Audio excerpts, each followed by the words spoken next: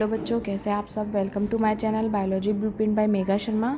आज का मेरा टॉपिक है सेकंड पार्ट, जो कि बायोलॉजी क्लासिफिकेशन चैप्टर है क्लास 11th का। उसके नीट के हाईलाइट जो एनसीईआरटी क्वेश्चंस हैं उनके बारे में मैं बात करना चाह रही हूँ। अब जो ये क्वेश्चंस हैं, पहले मैंने आर्की बैक्टीरिया के बारे में वीडियो बनाई थी, अब मैं बना रही हूँ आपको यू बैक्टीरिया के बारे में। यू बैक्टीरिया में हम ये पढ़ते हैं कि भाई ये जो बैक्टीरिया है ये ट्रू बैक्टीरियाज होते हैं। ये किस लिए फेमस होते हैं, मतलब किस लिए हम इनको करेक्टराइज करते हैं कि इनके पास क्या होती है कि रिजिड सेल वॉल प्रेजेंट होती है। यहाँ देखिए लिखा हुआ है रिजिड सेल वॉल प्रेजेंट होती है। अब वो रिजिड सेल वॉल किसकी होती है, पेप्टाइडोग्लाइकिन की बनी होती है। ठीक है, आगे देखिए, ये मोटाइल होंगे तो इनके पास क्या प्रेजेंट होगा फ्लैजेलम प्रेजेंट होगा। ये बात हमें पहले से ही पता है कि भाई जो मोटिलिटी होती है बैक्टीरिया के पास, तो वो किसकी वजह से होती है कि उन पर फ्लैजेला प्रेजेंट होता है। ठीक है, अब आगे देखिए साइनोबैक्टीरिया को हम ब्लू ग्रीन एल्गी भी बोलते हैं। इसमें कौन सा पिगमेंट प्रेजेंट होता है, क्लोरोफिल ए, जो कि सिमिलरली ग्रीन प्लांट्स में प्रेजेंट होता है और इसलिए ये फोटोसिंथेसिस परफॉर्म कर पाते हैं। तो so we are called them the photosynthetic autotroph. ये आपका AIPMT 2012 का क्वेश्चन है। यहाँ क्वेश्चन इस तरीके से बनेगा, साइनोबैक्टीरिया है, ब्लू ग्रीन एल्गी बोला जाता है, कौन सा पिगमेंट प्रेजेंट है, क्लोरोफिल ए, इसलिए हम इसको फोटोसिंथेटिक ऑटोट्रॉप्स बोलते हैं। नेक्स्ट मैं आपसे बात करती हूँ कि ये कॉलोनीज में भी रहते हैं, यूनिसेल्युलर हैं और फिलामेंटस फॉर्म में रहते हैं।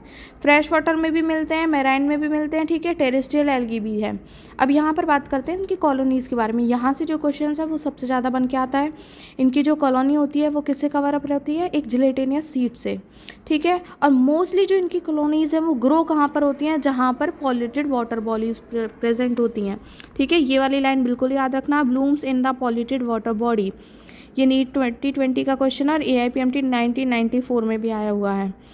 इनका काम क्या होता है कि इनके जो कुछ ऑर्गेनिजम्स होते हैं वो एटमॉस्फेरिक नाइट्रोजन को फिक्स करते हैं कुछ स्पेशल सेल्स में, जिन्हें आप क्या बोलते हैं, हेट्रोसिस्ट। ये वाला क्वेश्चन बहुत ज़्यादा पूछा जाता है।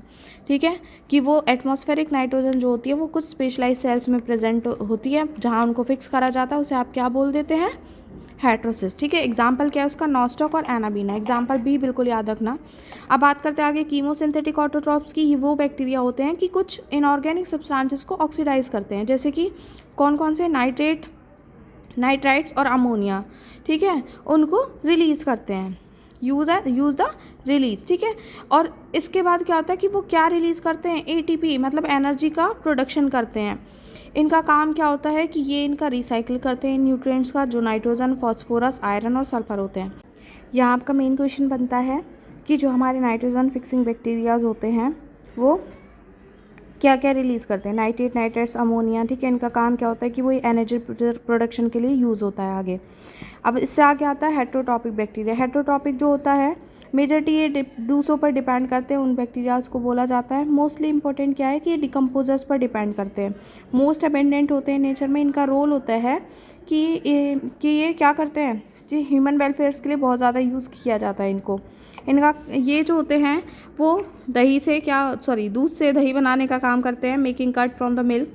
एंटीबायोटिक्स का प्रोडक्शन कराते हैं, नाइट्रोजन फिक्सिंग कराते हैं। नाइट्रोजन फिक्सिंग जो बैक्टीरियाज कराते हैं उनको हम राइजोबियम बोलते हैं।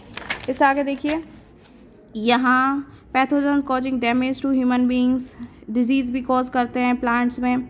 सिस्टस कैंकर हो गया, हमारे एनिमल्स पेट्स में कॉलेरा, टाइफाइड, टेटनस। ये बैक्टीरिया मेनली फिजन के थ्रू क्या होता है, रिप्रोड्यूस करते हैं। कुछ अंडर फेवरेबल कंडीशंस होते हैं, अनफेवरेबल कंडीशंस, उस पर स्पोर्स प्रोड्यूस करते हैं।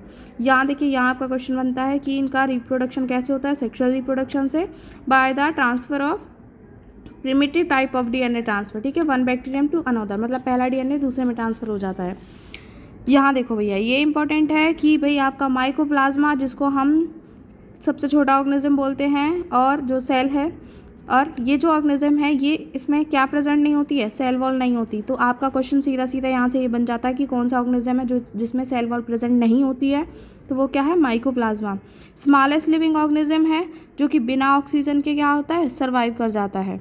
बहुत से माइकोप्लाज्मा ऐसे होते हैं जो कि पैथोजेनिक होते हैं एनिमल्स और प्लांट्स में।